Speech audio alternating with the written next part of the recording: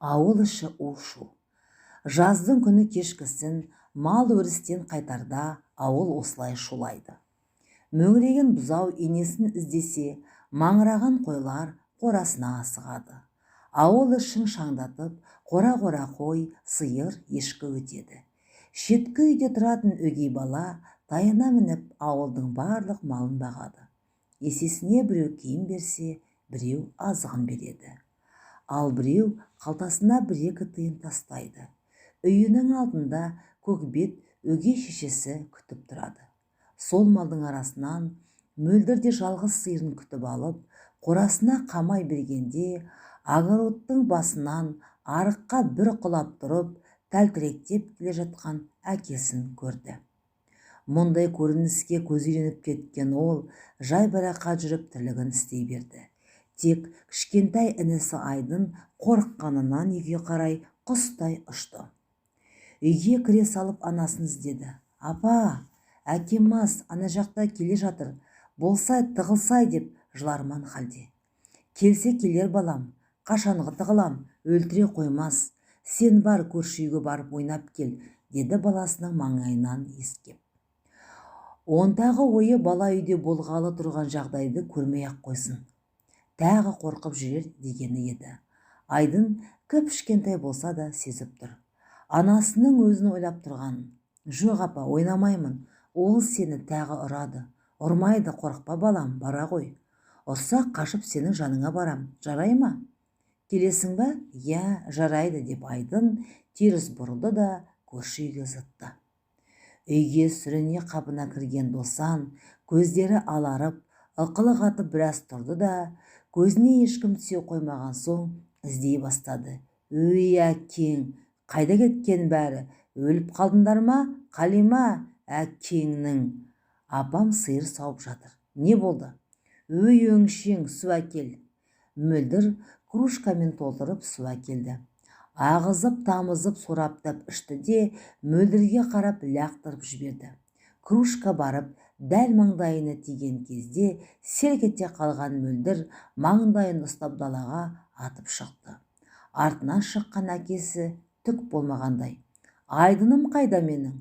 «Сол адам болады. Менің балам маған тартқан. Сендерге түкіргенім бар, өңшең, ит салдақы». «Айдын, Айдын, Айдын!» тәлтіректеп жүрген Досан қора жаққа беттеді. Мөлдір анамды ұратын болды-ау деп ойлады да дереу әкесін тоқтатуға тырысты. «Әке, Айдын анда ойнап жүр, шақырайын ба?» деді.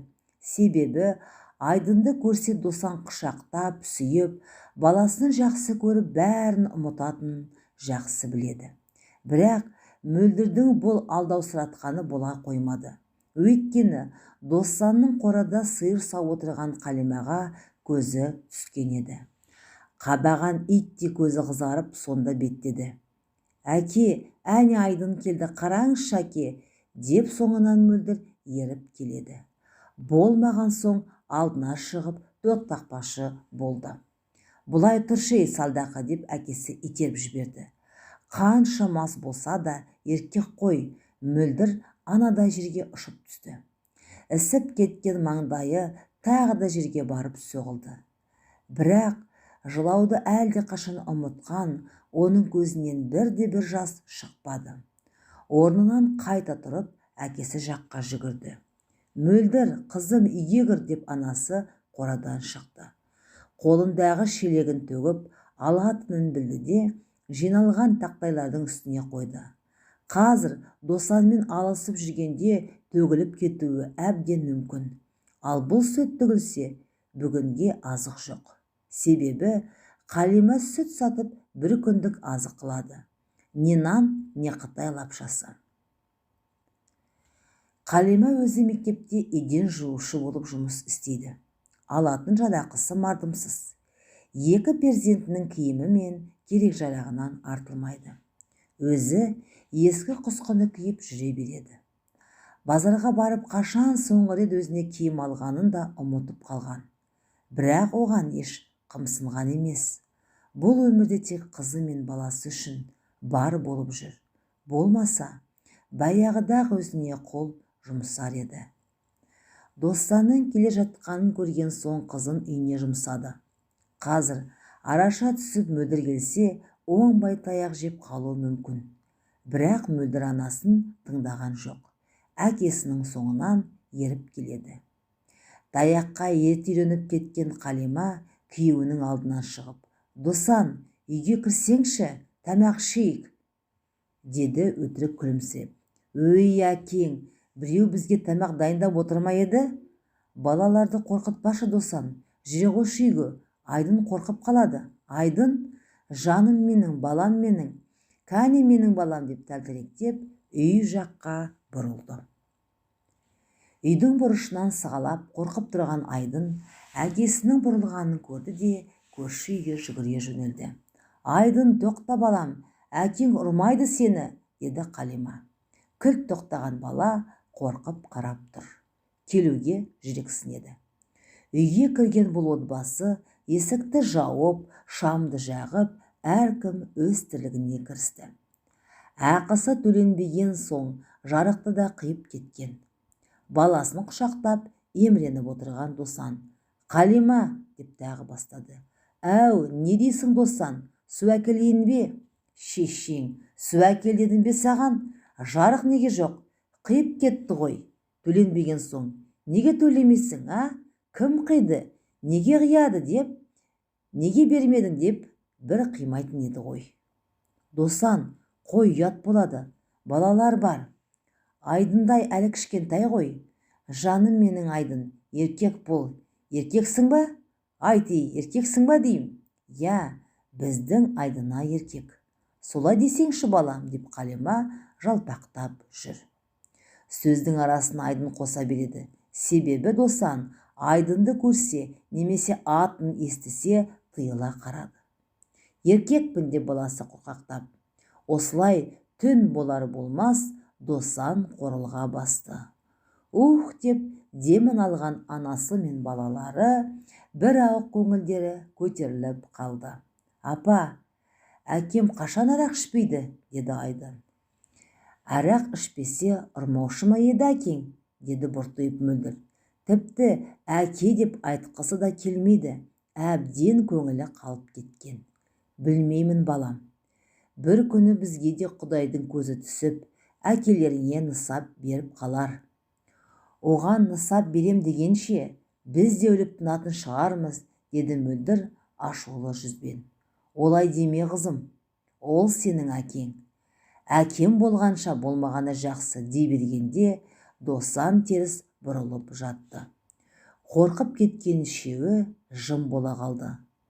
Бүгінге алған бір уыс күрішті қайнатып, айран қосып ішіп алды да, үшеуі далаға сәкіге төсек салып жатуға кірісті. Досан ыстық үйде жата алмай, оянып кетпесін деп, есік терезенің бәрін ашып қойды. Таңертең ерте тұрған Қалима сиырын сауды да жұмысына жиналды. Мектеп жұмысшыларына еңбек демалысы өте аз күн берілгендіктен, бір мезгіл мектепке барып жан-жағын тазалап келеді. «Қызым, әкең тұрса шай тамағын бер. Мені сұраса жұмысқа кетті де. Әкеңе қарсы сөз сөйлеме қызым, бекерге таяқ жеп қаласың, үндемей құтыл». «Жарайды апа, онсыз да күнде айтатын сөзіңіз ғой». Мөлдір апасы кеткен соң үй тірлігіне кірісті. Түске таяп қалғанда Досан ұйқысынан тұрды. Бет аузы ісіп, басын қасып біраз отырды да сыртқа шықты. «Су әкелей», деп жекірді мөлдірге. Әкесінің бұйрығын үнсіз құп алған бейшара қыз құманмен жуынатын су әкелді. «Мен саған ішетін су әкел деп едім», деп Досан құманды лақтырып жіберді. Мөлдір тағы да үнсіз барып кружканы толтыра салқын су алып келді. Сіміріп ішкен Досан орнынан тұрып әжетін шығарып келді де, беті қолын апыл-ғұпыл сатыл-солтыл жуды да дастархан басына жайғасты. «Тамақ бар ма? Кеше айран көже жасап едік, керегі жоқ. Нан мен жейтін бірдеңе әкелдік кеннен. Менде ақша жоқ қой, қарызға ал, шешең төлейді. Айлығы бар емес пе?» Мөлдір үнсіз сыртқа шығып кетті. бірақ дүкенге барғысы жоқ. Бәрібір қызға бермейді. Бекерге кекетіп мұқатып адам құрлы көрмей, бейшара деп кекелеп жібереді. Мөлдір қақпа сыртында біраз отырып қайта ішке кірді. Дүкен қарызға бермеді. Неге бермейді? Қазір өзім барып алып келем. Жүрегі зу ете қалған Мөлдір әкесінің қалай тоқтатарын білмей сасқалақтап қалды. Тағы бір рет барып сұрайын ба? Жоқ деген Досан асыға басып дүкенге кетті.